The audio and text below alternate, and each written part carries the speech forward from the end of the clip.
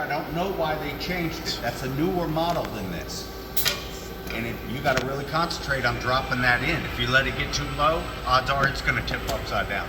Could 3D print a new one. But it's square what it goes into. Yeah, you could 3D print. So I'm not doing all that. Flat surfaces are cheaper to make than. Now there is nothing in the process that checks. Nothing in the process that checks, hey,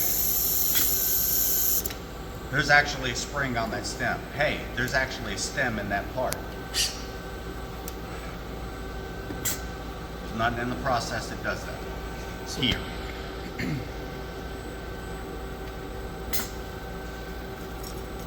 So I know this is a collaborative robot. No, Does it's it have- not.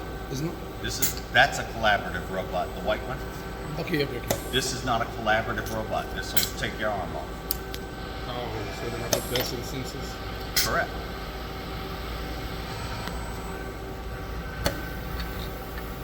We only sense current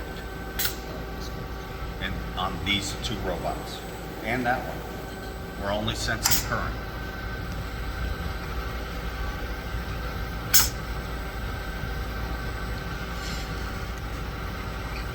And again, I haven't looked it up in the program, but I know it's about 3 seconds. If it is hitting something it shouldn't, or not lined up with something, about 3 seconds you'll hear that servo disengage.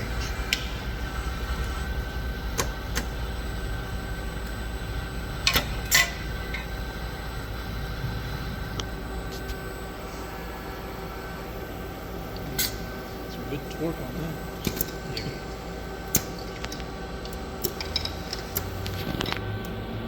You're noticing how it's picking up the parts in order, right? yeah. If I aborted the program, it would start over from 1. If I just stopped it where it was and picked up 3 days from now, it would pick up where it left off. Always be aware of your cautionary and danger zone. But you got to keep the parts fed.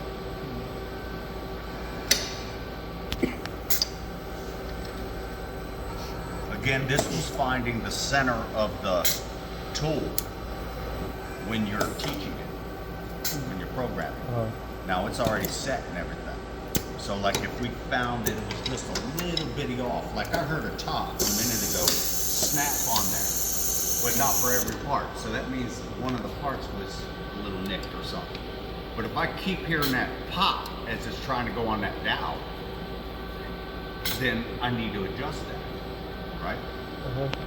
Is that allowed there with the 2 parts? Say it again? The 2 parts on the slide? Yes, that's Okay. fine. It can happen. Absolutely fine. When it puts the cap on that sensor or Yeah. on top of that, For orientation of the cap. yeah, What- So it puts it on there and then it Uh-huh. twists it.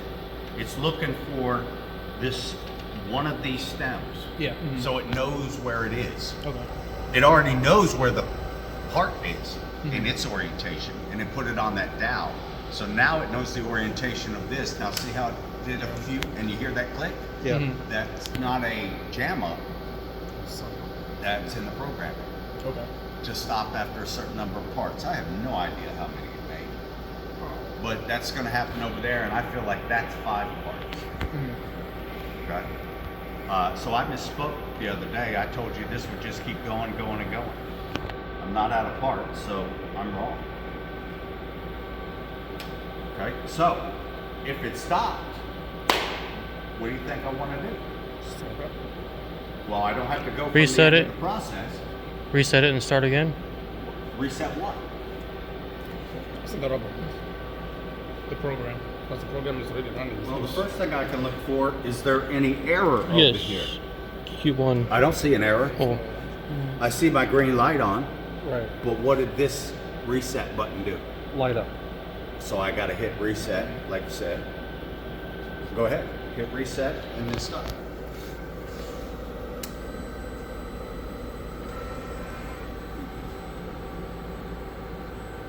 Now that is 100% speed. Keep in mind it's educational. I could turn that speed up, but there's no reason in the world to do that here. When you're programming the industrial robot, remember your max speed is 800 millimeters per second. when you write a program and you got it working, oh, let's not mess with it. If it's not efficient, then I'm gonna hit you on it. I don't want it slinging parts.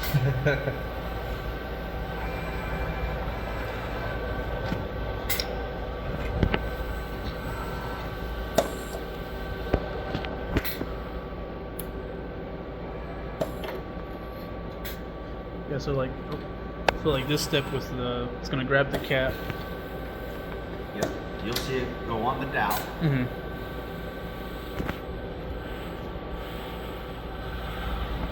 Then you're gonna see it regrip. Should twist. See there? Ah, okay. And as soon as it found that top. So if it was already at a point where there was one of these right over the sensor, then it wouldn't twist. Okay. Doesn't matter how you put the tops in there. No, because it's gonna orientate it later. Does it matter how you put the tops in here? What do you mean? Are you serious? Oh, you mean like upside down? You mean upside down? What is it going to do? It's gonna crash. And I don't want to do that because that's gonna ruin my equipment. Here, it's not a problem at all because I can put my fingers here. Over there, it's a problem. Don't let it get too low. Okay. And don't take from here because you don't feel like taking the parts apart over there.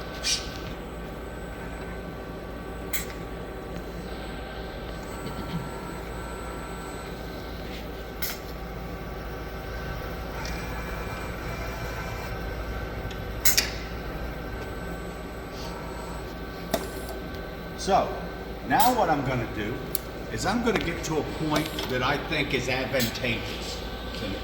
If I'm going to stop it for whatever reason, I'm going to do it at a point that is advantageous. So not as it's going down to pick it up, but maybe as it swings over, I'm just going to take it to T1. Then I'm going to make sure I hit that E-stop. That E-stop on the TP. Okay? Then, when I go to turn off, I'm going to start down here. And I'm just going to hit stop, stop. That's already at T1. E-stop in. Stop. Stop. So start and go, you start at the end and go backwards. Stopping, you start at the beginning and go this way. Right. Okay.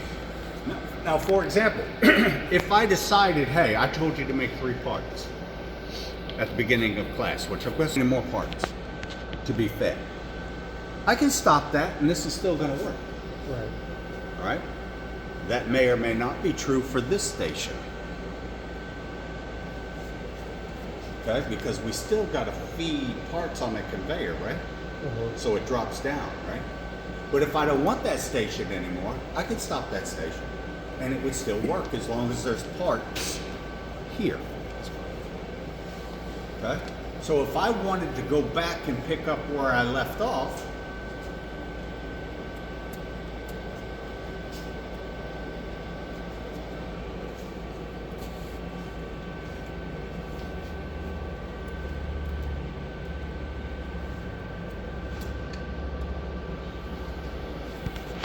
T1 to auto,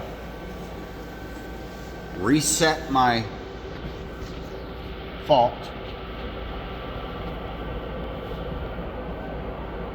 hit my green button,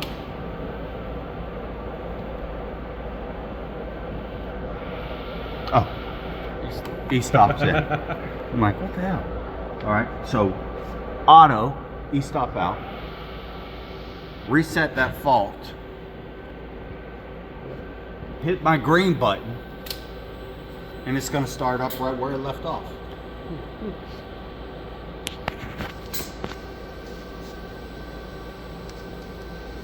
Everybody, did more than one person get this video? Yeah. Because remember, as it's going through this main, it's jumping to other routines. So you're going to want to study the program so you know the process. Otherwise, when you start getting this in your hand, you're going to be lost. Don't try to memorize the program.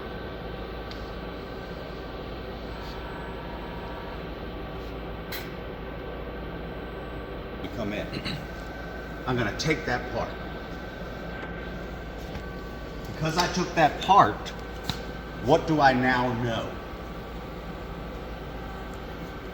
I can't pick up where I left off, right? So, if I want to take it home, what line did I say home was?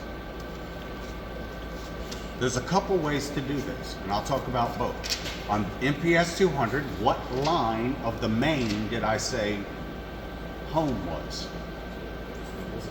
22. So, I'm in main, well, I may be. I'm gonna make sure. Yeah, I'm in main. I'm gonna, now right now I'm at step 69. If I want to move up line by line, I just go like that. But I'm a long way from home, right? So to speak. If I hold my what? Who remembers what I said?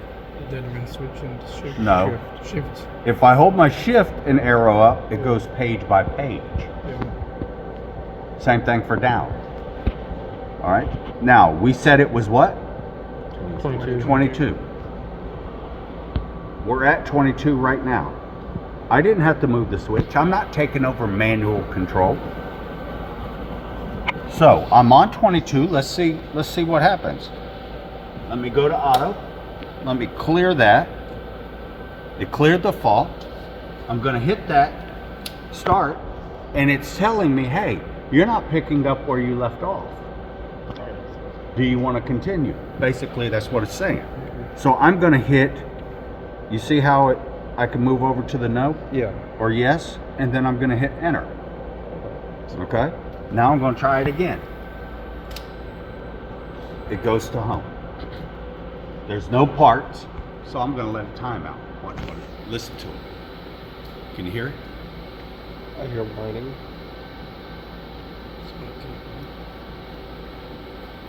Now this ain't that 3 second thing. It's waiting for a part. And it gave up. That time is in the program. All right. Now, and I left off. I can pick up where I left off now. But I know from experience, because of the way the program is made, I know that I'm going to have to put a part there, because that's the last thing it waited for. So that is me saying, okay, I made 3 parts. I'm just going to stop it off at an advantageous time. If you try to stop it off at home, you're never going to stop it at exactly home. No one in here is that good. You're just not. The second way to do that, now keep in mind, I want to pick up right where I left off. If I wanted to stop it, remove the part or parts, start all the way over from the beginning, I would abort the system. And it's not going to hurt to do that right now. The way I abort is I hit function. I hit function. And you'll see my function screen opens up. And right there it says abort. I'm going to hit enter. Now, listen to me or you're going to mess up. I hit abort. Where's it at? In the program. 127. Rung 27. Did it abort? Did it start over? No. But I'm still going to do that. I'm going to hit function, hit abort, or put it on abort, which is there by default. It's the first one. And I'm going to hit enter. But I notice it's still at 27. I'm going to hit select. Select. What did that do? Brings it to different programs. It took me to the screen. Select took me to the screen where all my files are. Our file on this machine for main, which is the name of this program, is on 49. When I'm on 49 and it says main, I want to go into that program, right? So I'm going to hit enter. And watch what it does. Took me where? To start. to the start. But I'm not satisfied, and I've seen the machine crash because people forget this step. You want to hit function and abort it again. Enter. Now it is truly aborted. And if I were to start this over again and there's a part ready to go, I'm ready to go through my startup process. And we didn't even have to go to the hospital to get aborted. Oh yeah, that's right. That's Planned Parenthood. By the way, I did every bit of that with the e-stop in. E-stop doesn't prevent you from going through the programming. Okay? So, just in case I didn't, because I forget, I'm going to go back, hit stop, stop, stop, stop. So the next time we come in here and I say, Alfredo, go run me 3 parts and shut the machine off. He's going to shut it off at an advantageous time. Not when it's close to picking up a part or just picked up a part, somewhere in that continuous movement where it's advantageous. Then he's going to go through a shutdown from beginning to end. All right? When I say 3 parts, I mean 3 parts here. Now, no one leaves the machine when they've been running it without breaking all the parts down and refilling the supply chain. Now, do not overfill, because it could vibrate out, and we don't want parts rolling around. Do not leave here without the e-stop engaged on the teach pending.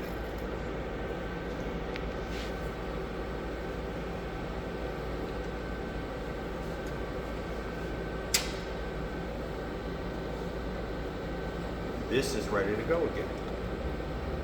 Questions on the MPS 200 for startup and shutdown, for finding the file. You've got a video of the file, which you will, the files from beginning to end, and which will be shared amongst the groups. The advantageous stop that you want us to do, Sure call. it's okay. Sure call. But again, not when it's coming to pick up a spring. Yeah. Not when it's like right here to pick up a spring. Or it just picked it up, but it ain't pulled it up. Make it advantageous, somewhere in this area. Okay. Okay? Why? To avoid breaking the tools. Huh? Avoid messing up with the tool. Correct. Correct. Okay. And